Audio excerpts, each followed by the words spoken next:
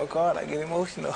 I just get emotional talking about God. When I'm with somebody who really, truly loves God on the level that I love Him and understand Him on the level that I love Him, I feel that way about Him. So, you know, most times we could talk about God and you could vibe with someone when they're really not there. So you just go through the motions for your own salvation. You explain to them about Islam and the way of Islam, how it is, wholeheartedly and truthfully. You know what I mean? Which there's no compulsion, there's no hatred. It's insane how different religions have different variations, and we're supposedly be the same under the same God, which is Allah. And it's just it's a complex situation when we deal with religion.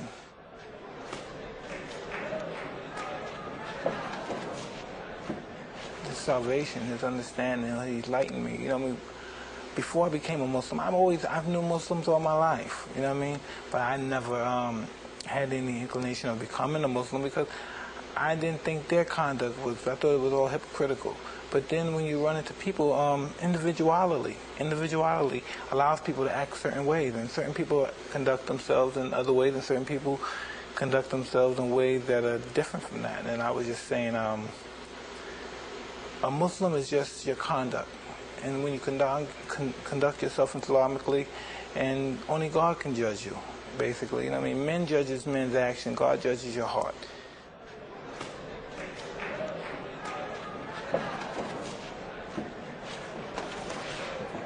I like to believe so.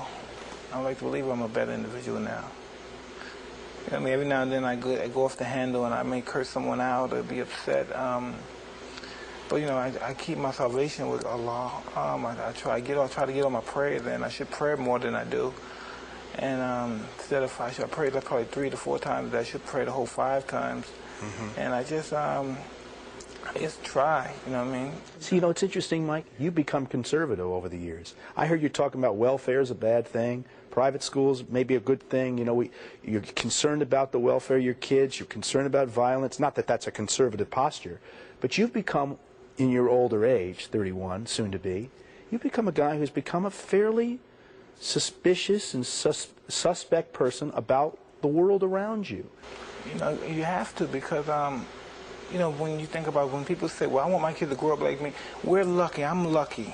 My son may not be lucky to survive what I survived. My daughter may not be lucky to survive. I don't want them to be some radical nuts. You know, I don't want them to say, well, we're going to fight for this cause. I want them to say yes, sir, no, sir, and just go to school. And I know people say, you weren't like that, but...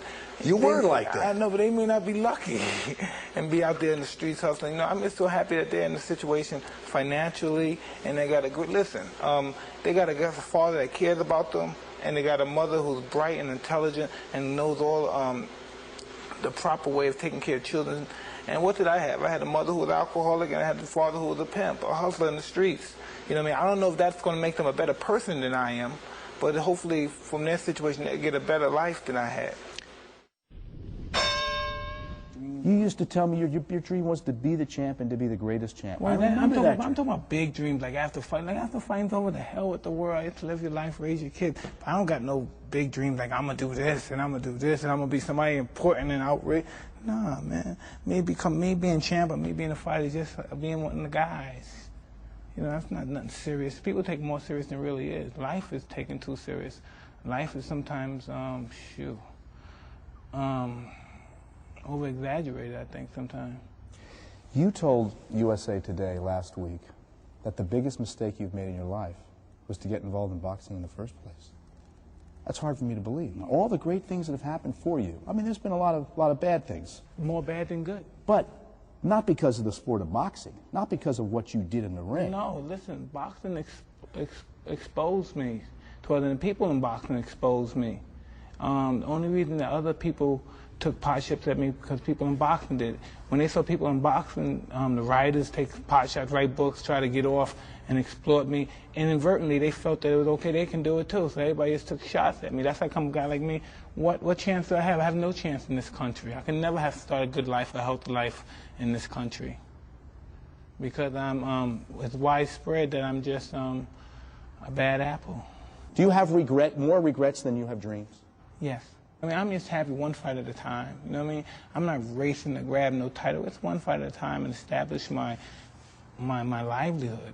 more so than just anything else. You know, I'm a human being. I never been perceived as a human being. Never. I never always been perceived as a freak, an animal, some young kid that's the strongest guy in the world, or something like that. Never been really perceived as an animal because I never broke down or cried or showed much emotion about anything that I endeavored.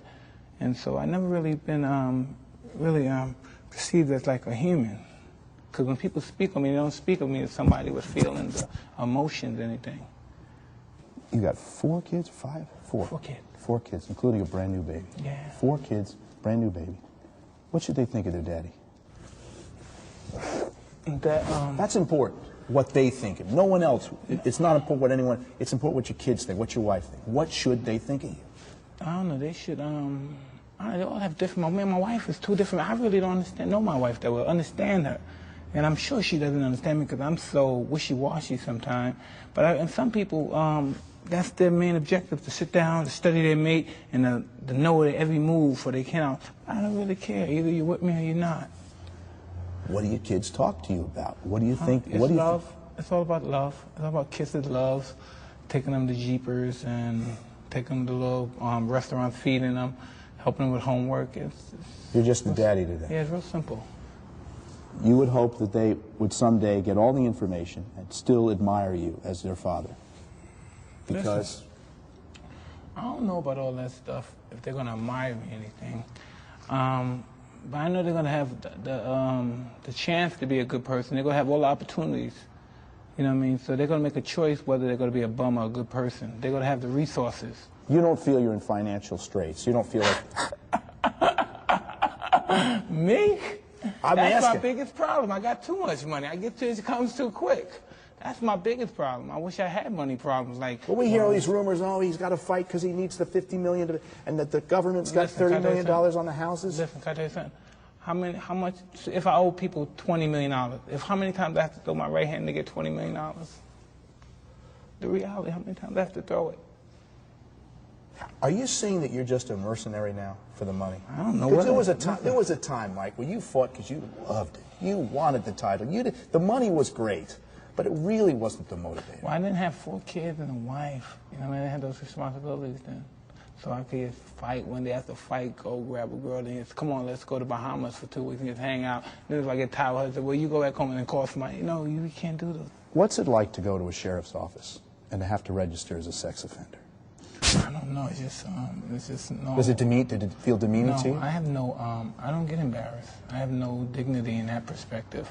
Like when I was there, right? There's nothing but ladies. Like there's nothing but ladies in the sheriff's office.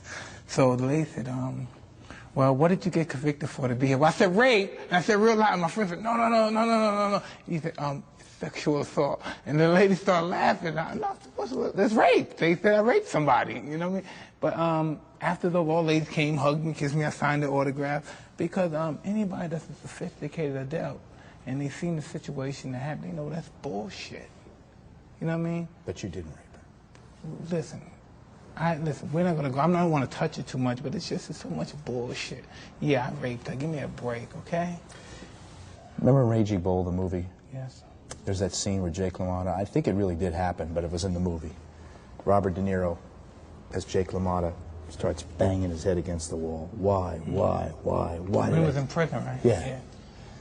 Did you ever feel that way? I'm too sophisticated to do that. You know, it's just, I'm no fucking brute. You know, just things happen, and I said, well, listen, I screwed up, this happened, and we deal with them. You know, Customato taught me how to be. He was a strong man. I'm strong, and I'm mean.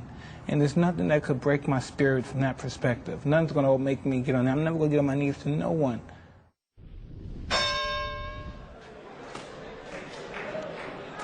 I was around 9 years old, and I was in a reform school in the Bronx. It's located in the Bronx, and it's called Spofford. And one day we went there and we saw a movie, and the movie was the greatest. I believe it was 77, 76, the movie appeared. And after the movie played, Muhammad Ali walked in, and I was just flabbergasted just to look at the champ. It was just, and after that day I said, wow, I'm going to be just like this man. You know what I mean? And I don't know, it's just, he just gave me an inspiration to accomplish something, to have a goal. He just gave me a goal, and just to just label him as a boxer is just as a disjustice